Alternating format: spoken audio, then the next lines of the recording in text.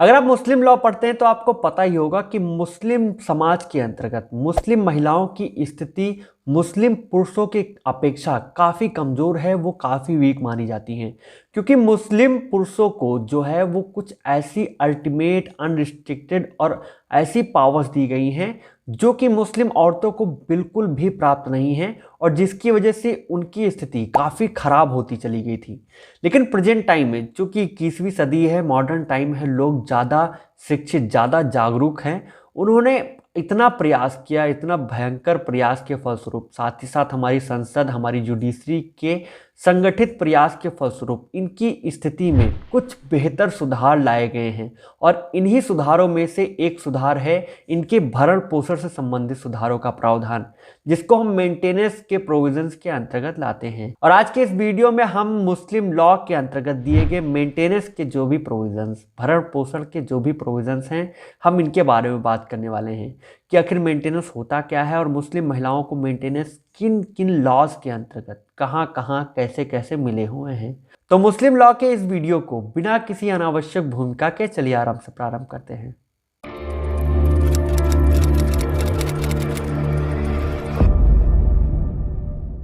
Basically अगर maintenance की बात की जाए तो मेंटेनेंस का शाब्दिक अर्थ वो माध्यम, वो मीन्स होता है जिनके द्वारा एक व्यक्ति अपनी बेसिक रिक्वायरमेंट्स को, मूलभूत आवश्यकताओं को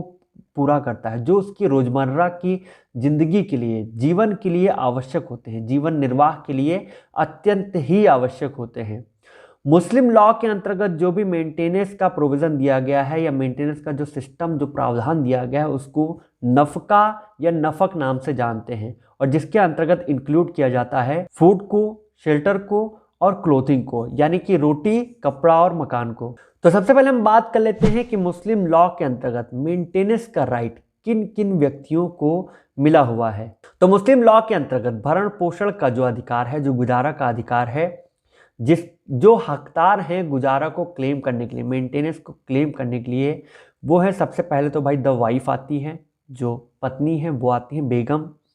सेकंड पॉइंट पे आते हैं चिल्ड्रन। थर्ड पॉइंट पे आते हैं पेरेंट्स एंड ग्रैंड पेरेंट्स, और फोर्थ पॉइंट के अंतर्गत आते हैं अदर रिलेटिव। तो मुस्लिम लॉ के अंतर्गत जो मेंटेनेंस का प्रोविज़न है, या फिर यूँ कहें कि मुस्लिम महिलाओं को मिले हुए जो गुजारा भत्ता के अधिकार हैं, उनको हम 3 कैटेगरीज में, 3 पॉइंट्स में डिवाइड करके पढ़ सकते हैं। जहाँ पे सबसे पहला पॉइंट जो आता है उसको हम प्रीनेप्टुअल एग्रीमेंट या खर्चा-ई पानदान के नाम से जानते हैं। सेकेंड पॉइंट के अंतर्गत जो आता है वो आता है सीआरपीसी के अंतर्गत दिया गया मेंटेनेंस का प्रोविज़न, जो कि सेक्शन 125 से लेकर 128 तक दिया गया है। और थर्ड पॉइंट के अंतर्गत आता है मुस्लिम women protection of rights on divorce का जो एक्ट है, इसके अंतर्गत दिया गया प्रोविज़न। तो सबसे पहले हम बात कर लेते हैं अपने पहले पॉइंट के बारे में, जो कि है प्रीनेप्टुअल एग्रीमेंट या फिर खर्चा पानदान।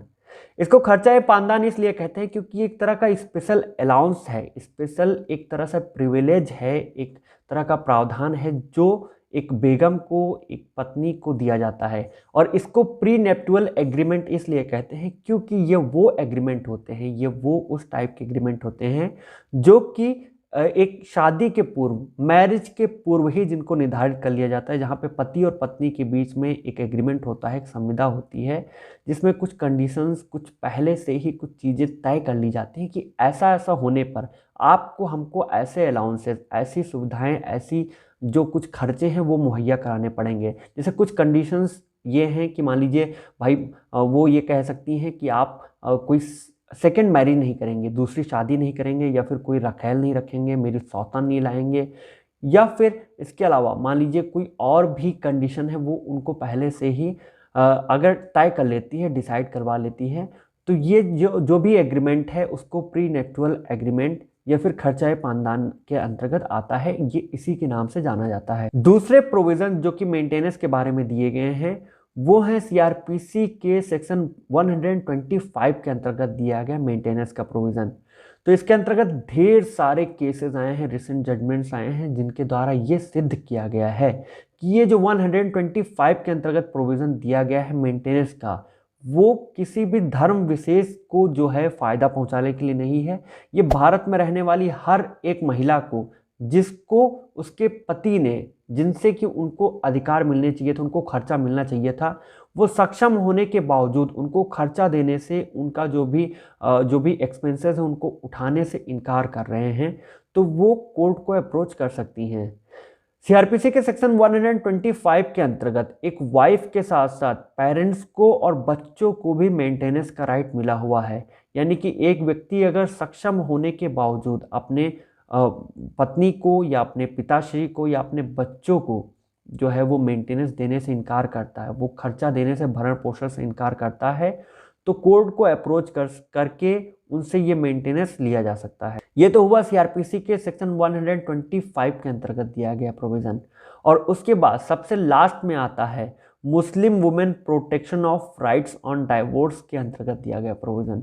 तो इसको बेसिकली दो पार्ट्स में डिवाइड किया गया है। इसके अंतर्गत जो भी प्रोविजन दिया गया उसको आप दो पार्ट्स में, दो सब पार्ट्स में डिवाइड करके पढ़ सकते हैं। जहाँ पे जो सबसे पहला पार्ट है वो ड्यूरिंग इद्दत का है और जो दूसरा पार्ट आता है वो आफ्टर इद्दत का है। सबसे पहली चीज तो आपको ये बता दें कि ये जो भी एक्ट है ये शाह बानो केस का ही रिजल्ट है, उसी की वजह से ये आउटकम आया था, उसी की वजह से, क्योंकि उसके अंतर्गत जो भी फैसला सुनाया गया था उसको क्षीण करने के लिए, उसको कम प्रभावी बनाने के उद्देश्य से संसद द्वारा ये कानून पारित करके उसको निष्प्रभावी बनाने का प्रयास किया गया था। जहां पर ये प्रोविज़न दिया गया है, जिनमें सबसे पहला पॉइंट जो कि ड्यूरिंग इद्दत का है, उसके अंतर्गत ये प्रोविज़न दिया गया है कि एक मुस्लिम महिला को जिसका डाइवोर्स हो गया है, उनको उनकी इद्दत के पीरियड के दौरान, जो कि 3 महीने का होता है, उनको उनके पति के द्वारा जो भी रीजनेबल और फेयर एक्सपेंसेस हैं, जो भी धनराशि है, जो उचित धनराशि है, वो मुहैया कराई जाएगी। लेकिन सेकेंड पॉइंट के अंतर्गत जो कि आफ्टर इद्दत का है, उसके अंतर्गत ये बताया गया है कि जब एक डाइवोर्स्ड वुमेन का इद्दत खत्म हो जाएगा, एक तलाकशुदा औरत का इद्दत खत्म हो जाएगा और फिर भी वो अपना मेंटेनेंस चाहती हैं, क्लेम करना चाहती हैं कि उनका मेंटेनेंस लगातार, जो भरण पोषण संबंधी जो भी खर्चा है वो उनको मिलता रहे, तो वो अपने पति से क्लेम नहीं कर सकती। उन्हें अपने उस रिश्तेदार से, उस रिलेटिव से, उस वारिस के ऊपर क्लेम करना पड़ेगा, उनसे वो खर्चा मांगना पड़ेगा, जो कि उस पत्नी का, उस औरत की जो भी संपत्ति हैं उनको उसके बाद पाने वाले हैं। कि अगर पत्नी की डेथ हो गई तो उसके बाद जो व्यक्ति उनकी संपत्ति पाएंगे उनसे वो मेंटेनेंस क्लेम किया जा सकता है। और सबसे लास्ट में हम बात कर लेते हैं कुछ लैंडमार्क लीडिंग केसेस के बारे में। तो इनमें सबसे पहला जो केस आएगा वो मोहम्मद अहमद खान वर्सेस शाह बानो बेगम का केस आएगा, जो कि 1985 में आया था। तो अगर हम इस केस के हर एक पहलू की बात करेंगे तो ये वीडियो बहुत ही ज़्यादा लंबा हो जाएगा, क्योंकि ये काफ़ी ज़्यादा विवादित रहने वाला केस है। लेकिन इसमें जो फाइंडिंग आई थी वो यही आई थी कि कोर्ट ने ये कहा था, कोर्ट ने निर्णय देते हुए ये कहा था कि सीआरपीसी के सेक्शन 125 के अंतर्गत जो भी मेंटेनेंस का प्रोविज़न दिया गया है वो एक सिविल लॉ न होके, सिविल लॉ का नेचर का ना होके क्रिमिनल लॉ के नेचर का है। साथ ही एक सेक्युलर प्रोविज़न है जो कि हर एक महिला के साथ बिना किसी कास्ट, क्रीड या रेस या बिना किसी रिलीजन के कोई भी भेदभाव नहीं करता, कोई भी डिस्क्रिमिनेशन ना करते हुए ये सबको ईजिली और इक्वली अवेलेबल है, सबको समान रूप से प्राप्त है। इसलिए चाहे वो हिंदू महिला हो, चाहे वो मुस्लिम महिला हो, चाहे पारसी हो, क्रिश्चियन हो, कोई भी हो, अगर वो भारत के राज्य क्षेत्र के अंतर्गत रह रहा है तो वो इस सीआरपीसी के सेक्शन 125 के अंतर्गत अपने पति से मेंटेनेंस पाने का, भरण पोषण को क्लेम करने का अधिकारी है। और दूसरा जो लैंडमार्क केस है वो है Daniel Latifi and other versus union of India का केस। तो इस केस में जो वो एक्ट है, जो Muslim women protection of rights on divorce का एक्ट है, उसकी कॉन्स्टिट्यूशनैलिटी पर सवाल उठाते हुए या ऐसा कहा गया था कि भाई ये जो है ये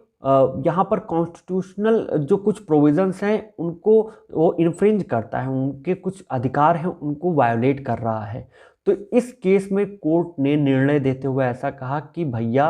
ये पूरा जो एक्ट है ये पूरी तरह से कॉन्स्टिट्यूशनल है और हर एक मुस्लिम जो पति है उनका ये अधिकार बनता है कि वो अपनी पत्नी को न सिर्फ इद्दत के दौरान बल्कि इद्दत के बाद तक की उनके गुजारे भत्ते की, वो भी उनकी जो बेसिक नीड्स हैं उनसे रिलेटेड जितना भी भत्ता, जो भी खर्चा होता है, उनकी व्यवस्था करें। ये उनका परम कर्तव्य, ये उनके ऊपर एक तरह से लीगल ऑब्लिगेशन की तरह ही वर्क करता है। और इसके बाद जो सबसे लास्ट केस है वो है इतवारी वर्सेस असगरी का केस। इस केस में इलाहाबाद हाई कोर्ट ने फैसला सुनाते हुए ये कहा था कि अगर किसी व्यक्ति ने एक पत्नी के होते हुए भी अपनी दूसरी शादी कर ली तो उसमें जो पहली पत्नी है उसको उनके जो पति हैं उनसे अलग रहने का, सेपरेट रहने का अधिकार प्राप्त है। साथ ही साथ वो मेंटेनेंस भी क्लेम कर सकती हैं, यानी कि वो अपना मेंटेनेंस का राइट खोए बिना ही अपने पति से अलग